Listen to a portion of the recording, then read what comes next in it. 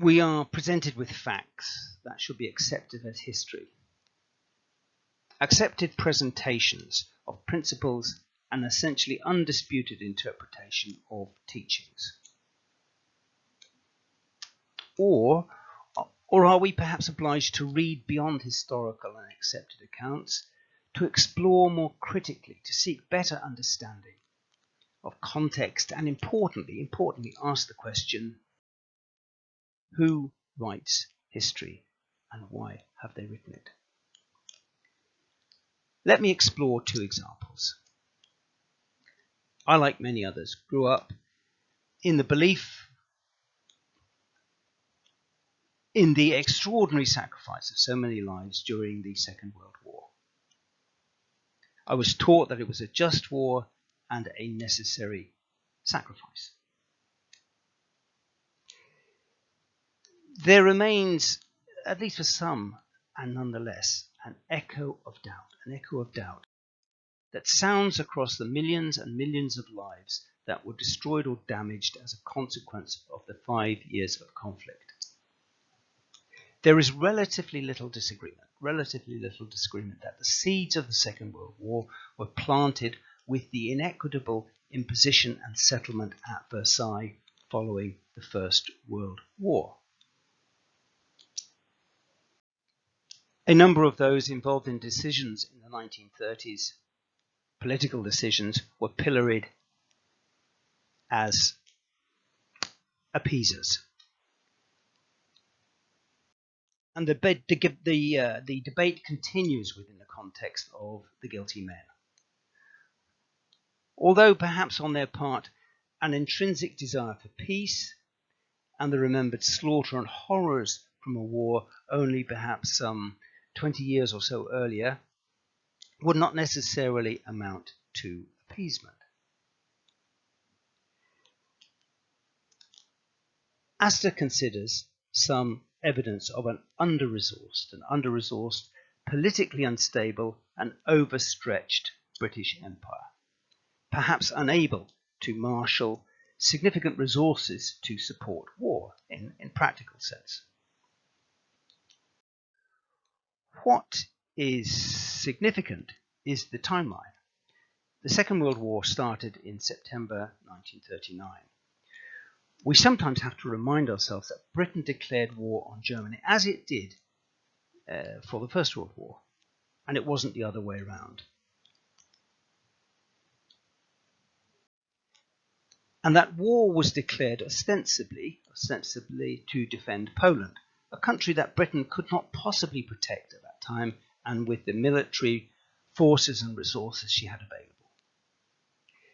In about July 1940, in an open speech, Hitler offered to establish peace with Britain. There is at least some evidence that Hitler and many Germans quite admired the British people and saw the British Empire and Germany rather more as partners than wishing to engage as enemies. Less than a year later, in May 1941, Rudolf Hess, who was clearly and immediately associated with Hitler, flies to Scotland and indeed crash lands there, with apparently a very detailed program for peace that both outlined the proposals as far as an offensive against Russia was concerned, and indeed warned against the accelerating risk to the Jewish peoples. Winston Churchill and his cabinet refused to entertain any advances to peace, or even to practically consider a ceasefire. Hess was imprisoned and silenced. The final solution is established, or at least significantly accelerated, in about January 1942. Details of exactly what Hess had proposed and the papers relating to those proposals remain embargoed. Before Hess could be released from Spandau prison, he apparently commits suicide and never has an opportunity to speak to the world, presenting perhaps an alternative perspective. Again, much of that pocket of history remains embargoed. Whilst there are evident limitations to some of their arguments and to some of the analysis depth of academic inquiry, writers and researchers such as Taylor, Buchanan, Hitchens, and Padfield have advanced their thesis of the unnecessary war. Ponting is particularly critical of Churchill. His aggressive stance and his motives and direction in terms of the Second World War and the commitment of Britain, the Commonwealth, and indeed much of the world to war.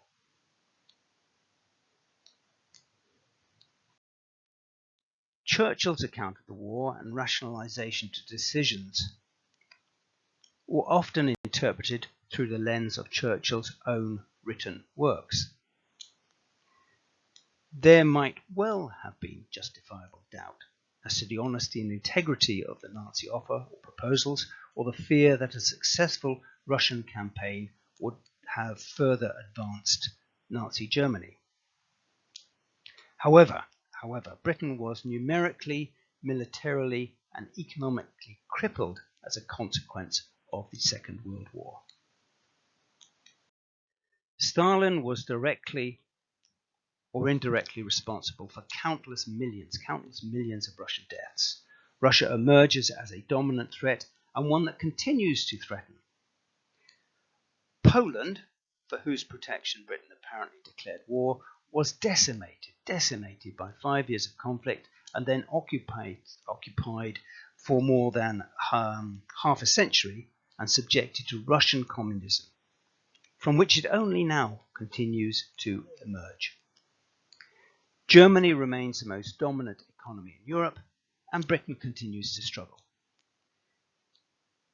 No doubt there was evidence of significant heroism and sacrifice, both at an individual and collective level, but certainly doubt as to some of the received justification, reasoning, rationale, and historical interpretation of that momentous time and the momentous decisions that were made justifying war. The second example I wanted to explore was the death of a Nazarene holy man in Judea about 2,000 years ago. Apart from the four Gospels, there is general, and they emphasize general acceptance that the Nazarene Christ lived and practiced as a holy man and teacher in and around the area of Judea. There is some credible references in Josephus' writings, the Antiquities, and certainly some evidence from the works of Tacitus as a Roman historian and senator. Within the four Gospels, Christ is presented as he approaches death somewhat passively, that death was an inevitable sacrifice that was unavoidable, and to some extent the various actors contributing to his arrest and execution were almost in a sense playing predetermined parts and roles. Following what appeared to be a fairly significant entry to Jerusalem, with what presents as a significant acknowledgement from large crowds, with Christ appearing as a rather popular, charismatic figure, sometimes later he is arrested and tried before both the chief priest Caiaphas and Pilate. Pilate is presented as somewhat reluctant, vacillating,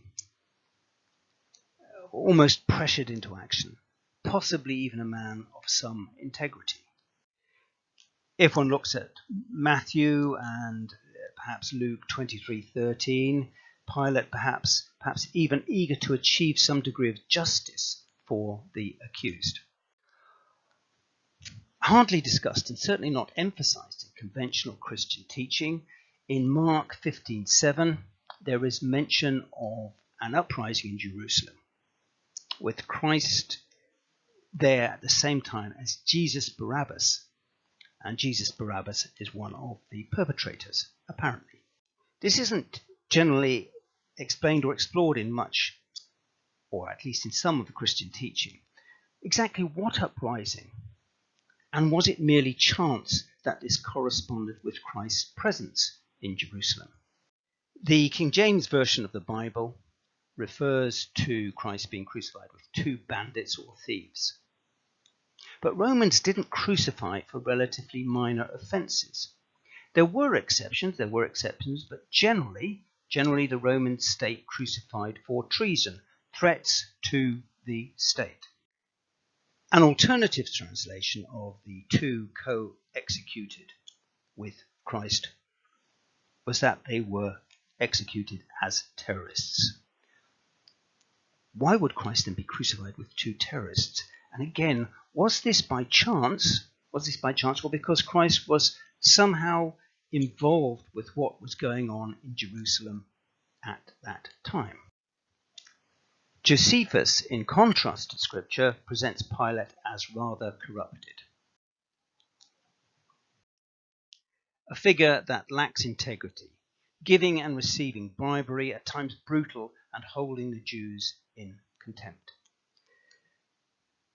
Pilate was evidently occupying his role as governor of Judea for some 10 years and collaborated closely with and was supported by the high priest Caiaphas. Christ had one, possibly even two zealots in his group of disciples. Zealots belonged to a first century Judaic political movement actively involved in fomenting rebellion against Rome.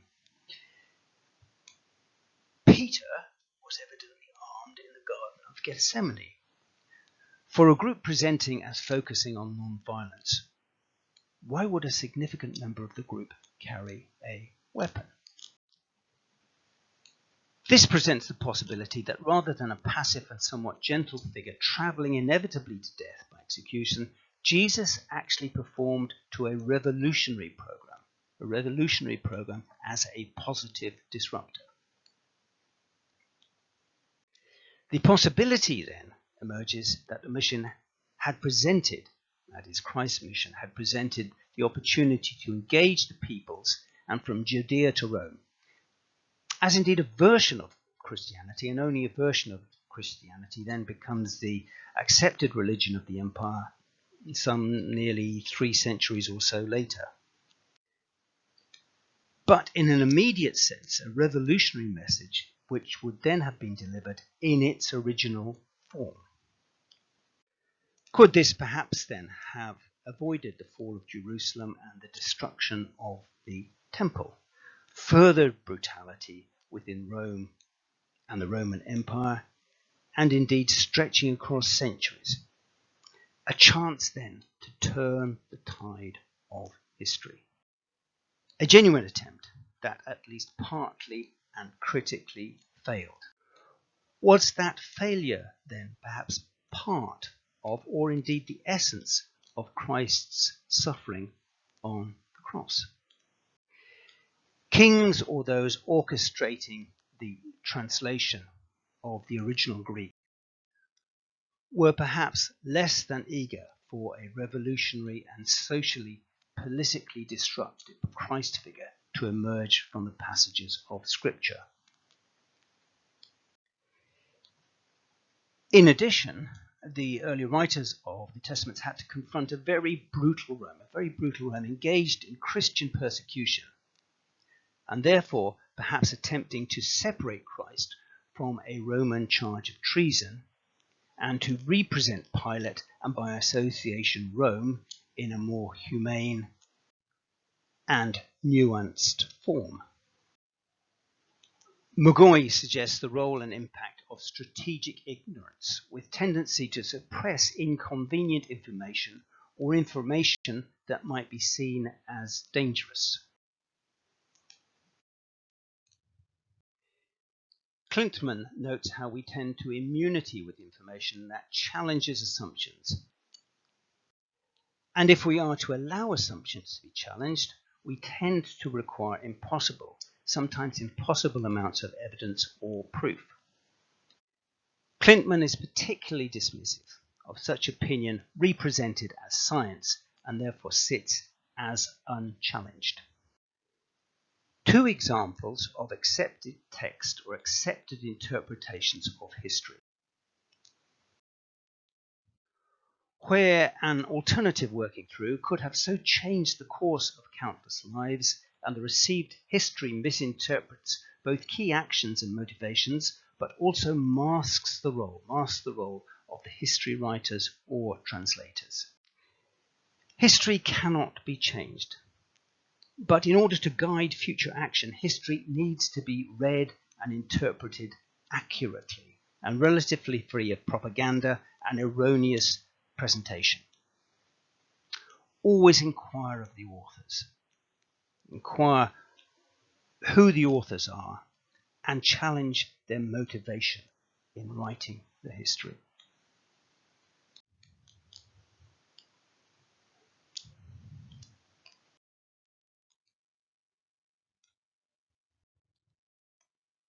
I am Dr. John Power, and I'm based in Northern Ireland, and thank you for listening.